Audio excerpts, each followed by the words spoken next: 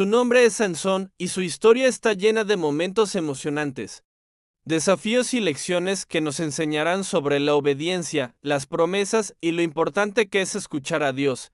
Prepárense para conocer a un hombre con una fuerza sorprendente, más fuerte que cualquier persona que puedan imaginar. En los días sombríos de la opresión filistea, una mujer estéril de Sora, esposa de Manoa, recibe una visita celestial. Un ángel resplandeciente aparece ante ella, trayendo una promesa asombrosa: concebirá un hijo, quien será un nazareo desde su nacimiento y comenzará a liberar a Israel de la mano de los filisteos. La mujer escucha con asombro las instrucciones divinas sobre el voto nazareo que su hijo deberá guardar. El ángel reaparece, esta vez ante Manoa y su esposa, reiterando las estrictas condiciones del voto nazareo: el niño no beberá vino ni sidra, ni comerá cosa inmunda, y ninguna navaja pasará sobre su cabeza. El niño, Sansón, nace y crece, y el Espíritu del Señor comienza a manifestarse poderosamente en él, un presagio de la fuerza que lo acompañaría.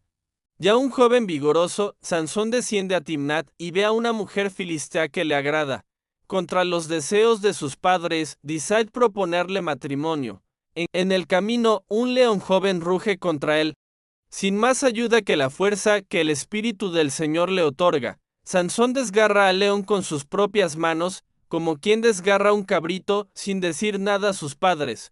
Tiempo después, Sansón regresa a Timnat para casarse. En el cadáver del león que había matado, encuentra un enjambre de abejas y miel, de la cual come y ofrece a sus padres, sin revelar la procedencia. Durante el banquete de bodas, Sansón propone un enigma a los filisteos: del que come salió comida y del fuerte salió dulzura. Incapaces de resolverlo, los filisteos amenazan a su esposa, quien, bajo presión, sonsaca el secreto a Sansón y lo revela a su gente. El Espíritu del Señor se apodera de Sansón con furia, desciende a Ascalón, una ciudad filistea, y mata a 30 de sus hombres, tomando sus vestiduras para pagar la apuesta del enigma. Luego, regresa a la casa de su padre, dejando a su esposa. Pasado un tiempo, Sansón regresa con un cabrito para su esposa, pero su suegro se la ha dado a otro. Enfurecido, Sansón captura 300 zorras, las une de dos en dos por la cola con una antorcha encendida entre ellas, y las suelta en los campos de trigo de los filisteos, quemando cosechas, viñas y olivares. Los filisteos, al enterarse de la causa de la quema, queman a la esposa de Sansón y a su padre. Sansón, al saberlo, jura venganza por este acto. Los ataca con gran furia, causando una masacre entre ellos, y luego se retira a la hendidura de la peña de Tam. Los filisteos suben y acampan en Lei, buscando a Sansón. Los hombres de Judá, temiendo la represalia filistea, descienden a la peña de Tam, atan a Sansón con 2 cuerdas nuevas y lo llevan de regreso. Pero al llegar a Lei, el Espíritu del Señor viene poderosamente sobre él, y las cuerdas en sus brazos se vuelven como lino quemado por fuego, desprendiéndose de sus manos. Encontrando una quijada de asno fresca, Sansón la toma y con ella mata a 1000 filisteos. Exultante, canta un cántico de victoria. Pero después de la hazaña, Sansón siente una sed abrumadora y clama a Dios, pidiendo que no lo deje morir de sed después de tan grande liberación. Dios responde a la oración de Sansón, abriendo una concavidad en Lei, de donde brota agua. Sansón bebe, su espíritu se reanima y recupera sus fuerzas. Así, Sansón juzga a Israel durante 20 años en los días de los filisteos. Sansón va a Gaza, una ciudad filistea, y entra en la casa de una mujer. Los habitantes de Gaza se enteran de su presencia y lo rodean, esperando hasta la mañana para matarlo. Pero a medianoche, Sansón se levanta. Toma las puertas de la ciudad sobre sus hombros. Tiempo después de estos eventos, Sansón se enamora de una mujer en el valle de Sorek, cuyo nombre es Dalila. Los príncipes de los filisteos se acercan a Dalila y le ofrecen una gran suma de plata a cada uno si logra seducir a Sansón y descubrir el secreto de su inmensa fuerza, para así poder atarlo y someterlo. Dalila, con falsas palabras de afecto, pregunta a Sansón el secreto de su fuerza. Sansón, para probarla, le miente diciendo que, si lo atan con 7 cuerdas de arco nuevas, se volverá tan débil como cualquier otro hombre. Dalila, sin dudar, le ata con ellas mientras él duerme. Dalila grita: Sansón, los filisteos sobre ti. Sansón despierta y sin esfuerzo rompe las cuerdas como se rompe un hilo de estopa al tocar el fuego. Los príncipes filisteos, que estaban al acecho en la habitación contigua, observan con frustración. Dalila, con un tono de reproche, le dice a Sansón que se ha burlado de ella. Le insiste en que le revele la verdad. Sansón, de nuevo, le miente. Esta vez diciendo que, si lo atan con cuerdas nuevas que nunca se hayan usado, perderá su fuerza. Dalila, con la misma determinación, lo ata con ellas. Dalila grita de nuevo: Sansón, los filisteos sobre ti. Sansón se despierta y con la misma facilidad rompe las cuerdas de sus brazos como si fueran hilos. La decepción de Dalila es palpable. Dalila, con mayor insistencia y reproche, acusa a Sansón de burlarse de ella por tercera vez. Sansón, cediendo a la presión, le dice que, si tejiera las 7 trenzas de su cabeza con la tela del telar y las asegurara con la clavija, perdería su fuerza. Dalila grita: Sansón, los filisteos sobre ti.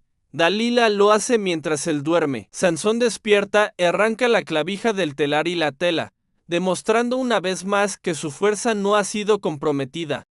Dalila se desespera, su frustración es evidente. Dalila, con lágrimas y lamentos, acusa a Sansón de no amarla, ya que no le ha confiado su secreto. Día tras día, lo acosa con sus palabras hasta que el alma de Sansón se angustia a muerte. Finalmente, Sansón le revela todo su corazón: nunca navaja ha pasado sobre mi cabeza, porque soy nazareo de Dios desde el vientre de mi madre. Si fuera rapado, mi fuerza se apartaría de mí, y me debilitaría y sería como cualquiera de los otros hombres. Dalila comprende que Sansón le ha revelado la verdad. Envía a llamar a los príncipes filisteos, asegurándoles que esta vez ha descubierto el secreto. Mientras Sansón duerme profundamente en su regazo, Dalila llama a un hombre para que le rasure las 7 trenzas de su cabeza. La fuerza de Sansón comienza a abandonarlo. Dalila grita: Sansón, los filisteos sobre ti. Sansón despierta, pero al intentar sacudirse como antes, se da cuenta de que el Señor se ha apartado de él. Los filisteos lo capturan sin dificultad, le sacan los ojos, un acto bruto de humillación y castigo, y lo llevan a Gaza. Confinado en la prisión, allí es forzado a realizar el trabajo más humillante y arduo: moler grano en el molino de la prisión, una tarea reservada para esclavos o animales. Confinado en la prisión, su una vez imponente físico ahora está sometido a la servidumbre. Mientras Sansón languidece en la prisión, su cabello, la fuente de su fuerza nazarea, comienza a crecer de nuevo, lentamente, imperceptiblemente para sus captores. Su poder latente empieza a retornar. Los príncipes de los filisteos se reúnen para ofrecer un gran sacrificio a Dagón, su dios, y para regocijarse, proclamando: nuestro Dios ha entregado en nuestras manos a Sansón, nuestro enemigo. Miles de filisteos, hombres y mujeres, se congregan en el templo, alabando a su deidad por la victoria sobre el poderoso juez de Israel. Con el corazón lleno de alegría, los filisteos claman: traed a Sansón para que nos divierta. Sacan a Sansón de la prisión, ciego y humillado, para que sea objeto de su burla y escarnio en medio de la celebración. Lo hacen estar entre las columnas principales del templo. Le dice al joven que lo guía: déjame tocar las columnas sobre las que descansa la casa para que me apoye en ellas. Sansón, sintiendo el peso de su humillación y el retorno de su fuerza, el joven lo lleva a los 2 pilares centrales que sostenían la estructura principal del templo. Sansón eleva una oración desesperada y ferviente al Señor: oh Señor Dios, acuérdate ahora de mí y fortaléceme. Te ruego solamente esta vez, oh Dios, para que de una vez tome venganza de los filisteos por mis 2 ojos. Con la fuerza de Dios renovada en él, Sansón se aferra a los 2 pilares centrales del templo, uno con su mano derecha y el otro con su izquierda. Su cuerpo musculoso se tensa con un esfuerzo supremo. Mientras se prepara para el acto más devastador de su vida, Sansón grita: muera yo con los filisteos. Y se inclina con toda su fuerza, el templo se estremece. Las columnas se resquebrajan y la estructura colapsa con un estruendo ensordecedor. El techo y las paredes caen sobre los príncipes y toda la multitud que estaba dentro, matando a más personas en su muerte que en toda su vida. Sansón muere en el colapso. cumpliendo su propósito divino. Sus hermanos y toda la casa de su padre descienden para recuperar su cuerpo, lo llevan y lo entierran entre Sora y Estaol, en el sepulcro de Manoa, su padre. Así, Sansón, el juez que liberó a Israel, descansa, dejando un legado de fuerza, fe y las complejas consecuencias de las elecciones humanas. Jóvenes, la historia de Sansón es un espejo que nos muestra una verdad poderosa: la obediencia a Dios no es una carga, sino el camino hacia la verdadera libertad y el cumplimiento de nuestro propósito. Sansón era increíblemente fuerte físicamente, pero su vida estuvo marcada por decisiones que lo alejaron de las directrices de Dios, especialmente en sus relaciones y en la forma en que manejaba sus secretos. Ignorar esas pautas divinas le costó su fuerza, su visión y eventualmente su libertad. Piensen en esto: Dios nos da reglas o principios que encontramos en su palabra no para limitarnos, sino para protegernos de consecuencias dolorosas y para guiarnos hacia una vida plena y con significado. Así como Sansón fue llamado a un propósito grande, cada uno de ustedes tiene un plan único de Dios. Cuando elegimos conscientemente desobedecer, no solo nos arriesgamos a perder bendiciones, sino que también podemos desviarnos del camino que Dios diseñó para nosotros. David y Goliat, la épica historia del valiente pastor. Hace muchísimo tiempo, en la tierra de Israel, vivía un joven pastor llamado David. No era un guerrero fuerte ni un soldado imponente.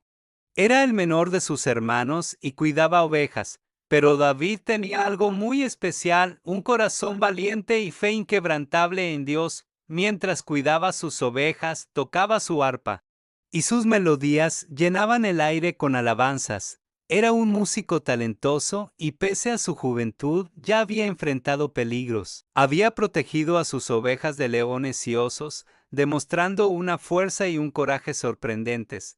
Estas experiencias le enseñaron que con Dios podía superar cualquier obstáculo. Un día, algo terrible sucedió en Israel. Los filisteos, un pueblo enemigo, habían llegado para la guerra. Eran conocidos por ser fuertes y temibles. Con un ejército poderoso en el valle de Ela, acamparon frente al ejército de Israel, separados por un valle profundo, listos para la batalla. Pero en el campamento filisteo había un guerrero que aterrorizaba a todos. Se llamaba Goliat. Era un gigante tan alto como un árbol pequeño. Su armadura de bronce pesaba una enormidad. Llevaba un casco de bronce y una cota de malla que parecía escamas de pez y grebas en sus piernas.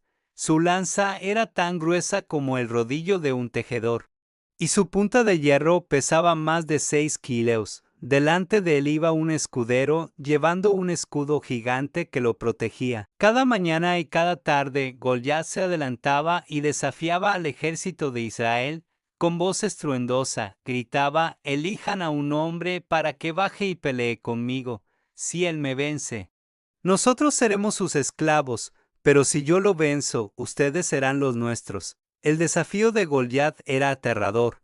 Los soldados israelitas, incluido el rey Saúl, temblaban de miedo. Nadie se atrevía a enfrentarse a este gigante. Día tras día, durante 40 días, Goliat se burlaba. El miedo en el campamento de Israel crecía sin cesar. El ejército estaba paralizado, incapaz de actuar. Mientras tanto, los 3 hermanos mayores de David, Eliab, Abinadab y Sama, estaban en el ejército. Un día, su padre Isaí le dijo a David: «Lleva este grano tostado y 10 pains a tus hermanos. Lleva 10 quesos al capitán de la milicia. Averigua cómo les va y tráeme noticias». Así que David se levantó temprano al día siguiente, dejó las ovejas con un pastor y tomó las provisiones. Se fue hacia el campamento tal como su padre ordenó. Al llegar, el ejército salía a la batalla con gritos. David dejó sus provisiones con el encargado y corrió al campo de batalla para saludar a sus hermanos. Mientras David hablaba con ellos, Goliat, el campeón, salió de las filas filisteas y repitió su desafío. Todos los hombres de Israel, al ver a Goliat, huyeron de él con gran miedo. Se decían unos a otros: «¿Han visto a este hombre? Miren cómo desafía a Israel. Al que lo derrote, el rey lo enriquecerá, le dará a su hija en matrimonio y liberará a su familia de impuestos. David escuchó las palabras de Goliat y a los soldados. Se sintió profundamente indignado. No podía creer que este filisteo se atreviera a desafiar al ejército del Dios viviente. Preguntó a los soldados qué le harán al que derrote a este filisteo y quite el oprobio. ¿Quién es este incircunciso para desafiar a los ejércitos del Dios viviente? Sus hermanos mayores no estaban contentos con su presencia. Eliab se enojó. ¿Para qué has venido aquí? ¿Con quién has dejado esas pocas ovejas en el desierto? Conozco tu orgullo. Has venido solo a ver la batalla. Pero David, ignorando la crítica de su hermano, siguió preguntando sobre Goliat y el premio. Las palabras de David llegaron a oídos del rey Saúl, y lo mandaron llamar ante su presencia. Cuando David se presentó, le dijo con valentía que nadie se desanime por este filisteo, yo iré a pelear. Saúl, viendo la juventud de David, le respondió, no puedes ir a pelear, eres solo un muchacho. Él ha sido un guerrero desde su juventud, le advirtió el rey, señalando la desventaja. Pero David, con una fe inquebrantable, explicó, tu siervo cuidaba las ovejas de su padre. Cuando un león o un oso venía y se llevaba una oveja, yo lo seguía. Lo golpeaba y le quitaba la oveja. Si se levantaba contra mí, lo agarraba por la barba y lo golpeaba hasta matarlo. Tu siervo ha matado a leones y osos, y este filisteo será como uno de ellos, porque ha desafiado a los ejércitos del Dios viviente. El Señor que me libró, Él me librará de su mano. Saúl, asombrado por la fe de David, finalmente cedió, ve y que el Señor esté contigo. Entonces Saúl quiso vestir a David con su propia armadura. Le puso su casco de bronce y su cota de malla. David se ciñó la espada de Saúl e intentó caminar, pero no estaba acostumbrado a tal peso. Dijo a Saúl, no puedo caminar con esto porque no estoy acostumbrado. Así que se quitó la armadura. En lugar de la armadura pesada, David tomó su cayado de pastor. Fue al arroyo y escogió 5 piedras lisas. Las puso en su bolsa de pastor, en su zurrón, con su honda en la mano, se dirigió hacia el filisteo. Mientras David avanzaba, Goliat también se acercaba. Acompañado por su escudero, Goliat miró a David y lo despreció, pues vio que era un joven de buen aspecto. Le dijo a David, ¿soy yo un perro para que vengas a mí con un palo? Goliat maldijo a David por sus dioses. Luego le dijo, ven a mí, daré tu carne a las aves. Pero David, con una calma impresionante, le respondió, tú vienes a mí con espada, lanza y jabalina, pero yo vengo a ti en el nombre del Señor de los ejércitos, el Dios de Israel, a quien tú has desafiado. Hoy mismo el Señor te entregará en mi mano. Te golpearé y te quitaré la cabeza. Daré los cadáveres del ejército filisteo a las aves del cielo y a las bestias salvajes, para que toda la tierra sepa que hay un Dios en Israel. Y esta asamblea sepa que el Señor nos salva con espada, porque la batalla es del Señor y Él los entregará en nuestras manos. Cuando Goliat se movió para atacar, David corrió rápidamente hacia la línea de batalla para enfrentarlo. Metió la mano en su bolsa, sacó una piedra y la lanzó con su honda. La piedra voló directamente y se incrustó en la frente de Goliat. El gigante cayó boca abajo al suelo. David corrió hacia él y se paró sobre él. Como no tenía espada, tomó la del propio Goliat, la desenvainó y la usó para matarlo. Cuando los filisteos vieron que su campeón estaba muerto, huyeron despavoridos. Los hombres de Israel y Judá se levantaron y gritaron, persiguiéndolos hasta las puertas de Geti y Ecrón. Los filisteos caídos estaban esparcidos por el camino hasta Geti y hasta Ecrón en su huida. Y así, el joven pastor David, con la ayuda de Dios y una simple piedra, derrotó al temible gigante Goliat.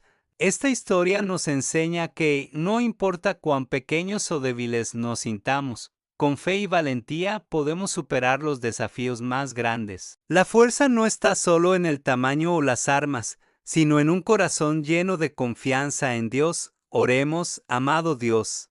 Te damos gracias por la increíble historia de David y Goliat. Nos enseña que no importa cuán grandes parezcan nuestros problemas o cuán pequeños nos sintamos. Contigo todo es posible. Ayúdanos a tener la misma fe valiente de David, confiando siempre en que tu poder es más grande que cualquier dificultad que enfrentemos. La historia de Abraham, un viaje de fe y promesas divinas. Hace muchísimo tiempo, en Ed de los Caldeos, vivía un hombre especial llamado Abraham. Era justo y amaba a Dios, aunque la gente adoraba ídolos de madera y piedra. Era un lugar ruidoso, con mercados bulliciosos y casas de adobe apiladas. Abraham vivía allí con Sarai, su esposa, y su sobrino Lut. También tenía muchos sirvientes y ganado, ovejas, cabras y camellos. Esto era señal de su riqueza y estatus en la comunidad en ese entonces. Un día algo extraordinario sucedió, que cambiaría su vida para siempre. Mientras Abraham estaba tranquilo, escuchó la voz de Dios, el creador de todo. No era como el viento o el río, sino una voz fuerte, clara y llena de poder. Dios le dijo: sal de tu tierra, de tu parentela, y vete a la tierra que yo te mostraré. Imaginen dejar todo lo conocido, su casa, familia y amigos. Lo seguro para ir a un lugar desconocido, guiado solo por la voz de Dios. ¡Qué gran fe y valor! Pero Dios no solo le pidió que se fuera, le hizo promesas maravillosas. Le dijo: haré de ti una nación grande. Te bendeciré y engrandeceré tu nombre. Y serás bendición. Bendeciré a los que te bendigan y a los que te maldigan yo me encargaré. Y serán benditas en ti todas las familias de la tierra. Una promesa que sorprendió. Abraham no tenía hijos, y Dios prometía una nación innumerable como las estrellas, y que a través de él todas las familias de la tierra serían bendecidas con maravillas. Parecía imposible para un hombre sin descendencia una promesa tan asombrosa, pero Abraham creyó, confió en Dios con todo su corazón, sin verla cumplirse de forma precisa. Así que, sin dudarlo, Abraham se preparó y empacó sus pertenencias importantes, juntó a Sarai, a Lut, a sus sirvientes y a todo su ganado, sus acompañantes. Dejaron atrás la bulliciosa y se dirigieron al oeste, sin saber a dónde iban. Solo sabían que Dios los guiaba en esa enorme caravana que los llevaba. Primero llegaron a Harán, una ciudad comercial importante en el camino. Allí se quedaron un tiempo, quizás para descansar y reponerse del camino. En Harán, el padre de Abraham, Taré, también viajó con ellos y murió allí. Después de su muerte, Dios le habló a Abraham de nuevo, animándolo a seguir. Y así, Abraham, que ya tenía 75 años, y Sarai se pusieron en marcha. Caminaron bajo el sol y las estrellas, cruzando ríos y montañas con mucha marcha. Finalmente llegaron a la tierra de Canaán, hermosa, con valles y colinas suaves. Cuando llegaron a Siquem, cerca del encino de Mor, Dios se le apareció de nuevo. Imagínense la emoción de Abraham al ver y escuchar a Dios en esta tierra. Dios le dijo: a tu descendencia daré esta tierra. Era la tierra prometida. Abraham, agradecido, construyó un altar para adorar a Dios y darle gracias. Después siguió viajando al sur, construyendo altares donde sentía a Dios. Pero no todo fue fácil en la tierra prometida. Hubo momentos difíciles. Una gran hambre los forzó a ir a Egipto. La comida era escasa, los días hostiles. Abraham tuvo miedo por Sarai, que era muy hermosa, y pidió que dijeran que era su hermana. Esto causó problemas. El faraón la tomó pensando que era su pariente cercana, pero Dios, que siempre cuida de sus siervos, incluso cuando ellos cometen errores, envió plagas sobre el faraón y su casa por causa de Sara con grandes temores. El faraón descubrió la verdad, se enojó, pero les dio regalos y los envió de vuelta. Dios protegió a Abraham y Sara incluso cuando su fe flaqueó y fue revuelta. Después de salir de Egipto, Abraham y Lot se hicieron muy ricos. Tenían tanto ganado que la tierra no era suficiente para sus tráficos. Sus pastores comenzaron a discutir sobre dónde pastar los animales. Abraham, siendo un hombre de paz, le dijo a Lot que se apartaran sin males. ¿No está toda la tierra delante de ti? Si fueres a la izquierda, yo iré a la derecha. Lut levantó sus ojos y vio el valle del Jordán, fértil y hermosa, una vista perfecta. Lut eligió esa tierra y se fue a vivir cerca de Sodoma y Gomorra, ciudades malvadas. Abraham, por su parte, se quedó en la tierra de Canaán, con promesas salvadas. Después de que Lut se fue, Dios le habló de nuevo a Abraham, consolándolo. Dios le dijo: toda la tierra que ves, a ti te la daré, y a tu descendencia para siempre. Y haré tu descendencia como el polvo de la tierra. Una promesa aún más grande. Abraham siguió viajando y se estableció en Mamre, cerca de Hebrón, con su gran estandarte. Allí construyó otro altar a Dios, afianzando su presencia en la tierra prometida. Hubo un tiempo en que 4 reyes atacaron a Lut y lo llevaron en su huida. Cuando Abraham se enteró, reunió a sus siervos y persiguió a los reyes hasta Dan. Atacó de noche, rescató a Lut y sus posesiones con un gran plan. Al regresar, se encontró con Melquisedec, rey de Salem y sacerdote de Dios Altísimo. Lo bendijo y Abraham le dio el diezmo de todo. A pesar de las promesas, Abraham y Sara seguían sin hijos. Los años pasaban. Abraham tenía 85 años y Sara era anciana, las esperanzas se basaban. Una noche Dios le habló de nuevo: no temas, Abraham, estoy contigo. Abraham preguntó: ¿qué me vas a dar, siendo que ando sin hijo? Dios le dijo: no te heredará sino un hijo tuyo será el que te heredará. Lo llevó fuera y le dijo: mira los cielos y cuenta las estrellas. Así tu descendencia será. Abraham miró millones de estrellas, una promesa que trascendía su realidad. Creyó Abraham a Dios y le fue contado por justicia. Su fe, su gran cualidad. La espera fue larga. Sarai, pensando en las costumbres, sugirió un hijo con Agar. De esta unión nació Ismael, pero Dios tenía un plan diferente para un hijo especial. Cuando Abraham tenía 99 años, Dios se le apareció de nuevo. Le cambió el nombre a Abraham, padre de muchedumbre de gentes, un nombre nuevo. Y a Sarai también le cambió el nombre a Sara, que significa princesa. Dios dijo: la bendeciré y te daré de ella un hijo. Será madre de naciones. Abraham creyó y Sara sonrió. Tenían casi 100 años. ¿Cómo podía ser? Dios preguntó: ¿hay algo imposible para Dios?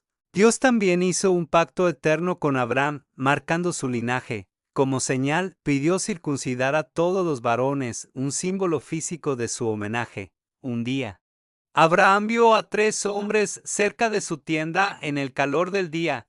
Los invitó a descansar y comer sin saber que era el Señor. Mientras comían, el Señor preguntó: ¿dónde está Sara tu mujer?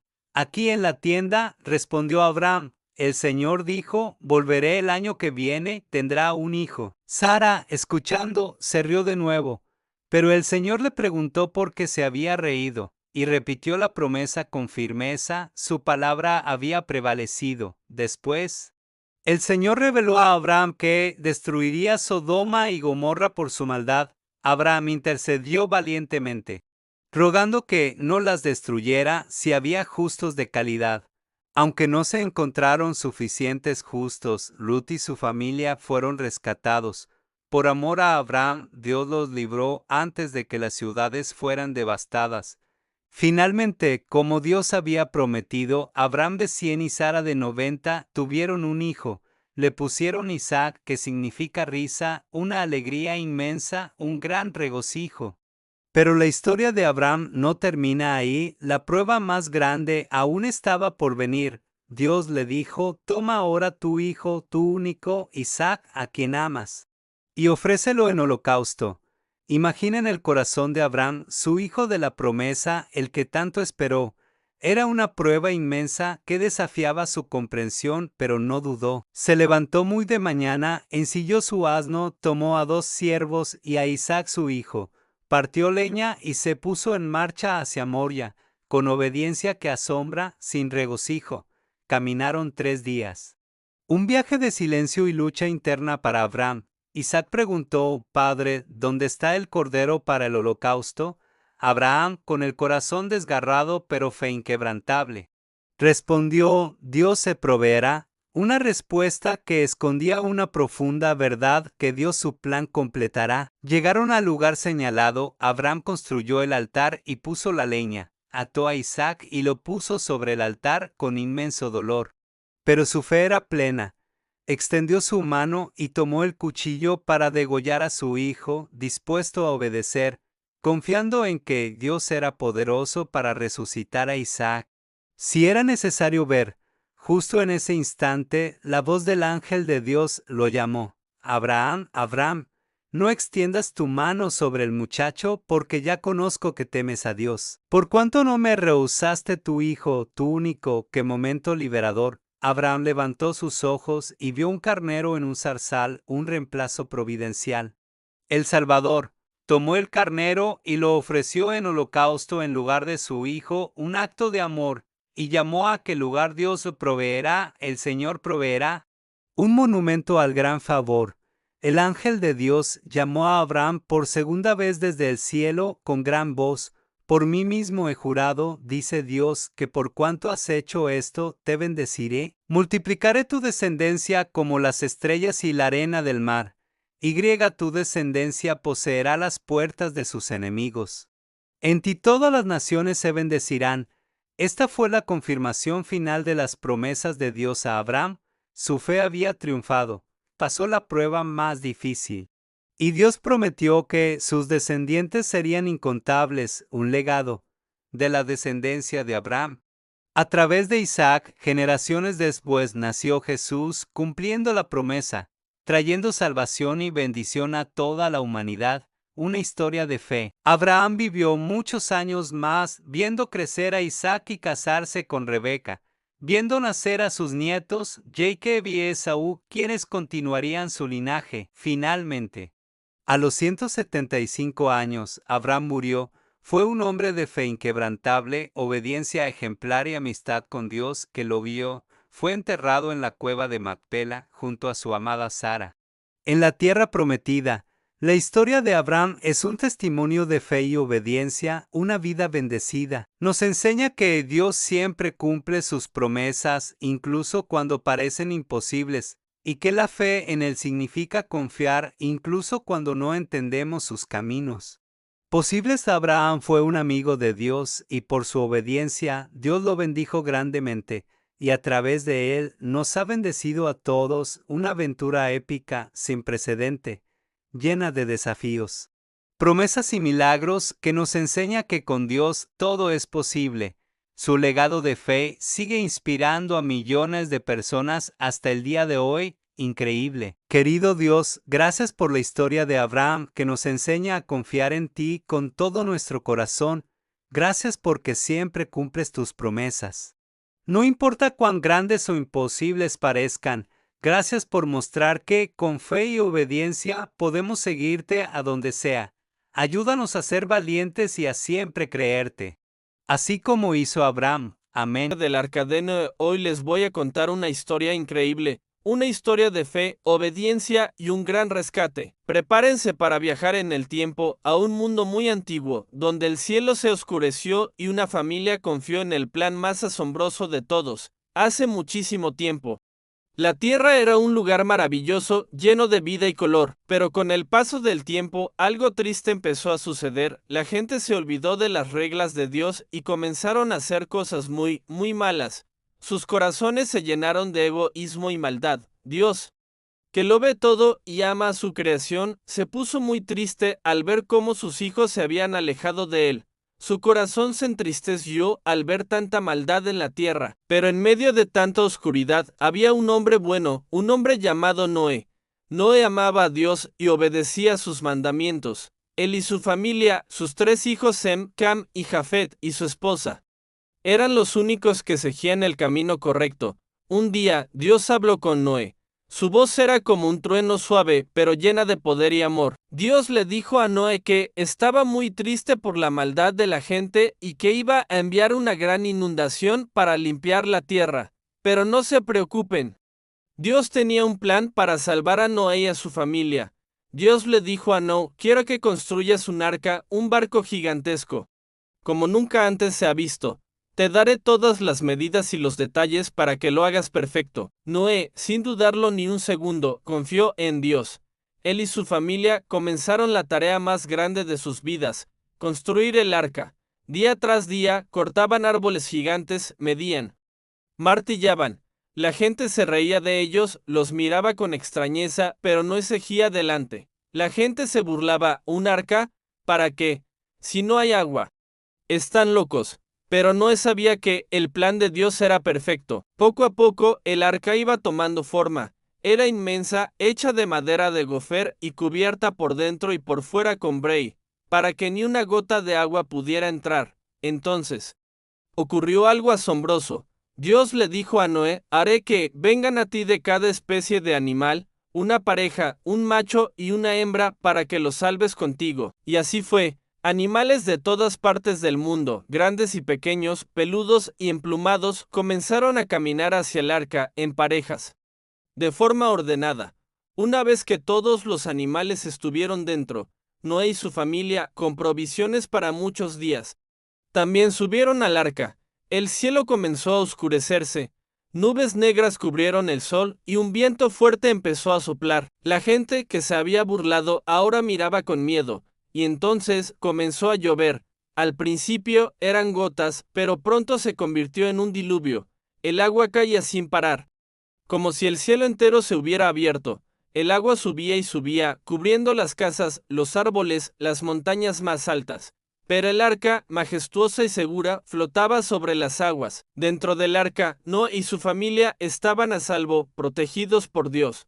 Los animales, aunque algunos inquietos al principio, se calmaron, sintiendo la presencia protectora de Dios. Llovió por 40 días y 40 noches.